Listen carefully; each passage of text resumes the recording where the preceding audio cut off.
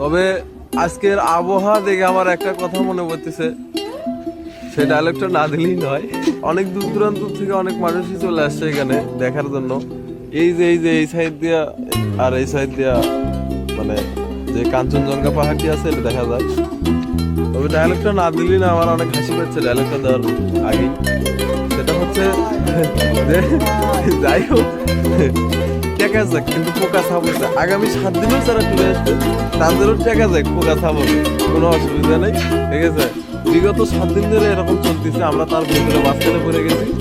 আর টেকা যাক, পোকা ছাপ। তবে আপনারা আসলে একটি কাজই করতে পারবেন, সেটা হচ্ছে যে এই যে তেঁতুলিয়া লেখা, এখানে এসে ছবি টবি উঠাতে পারবেন। আর ওই যে ওপাশে ছবি উঠানো যাবে। ঠিক আছে, আমরা তো সকাল সকাল অনেক আশা নিয়ে উঠছিলাম, এই যে আশা নিরাশা।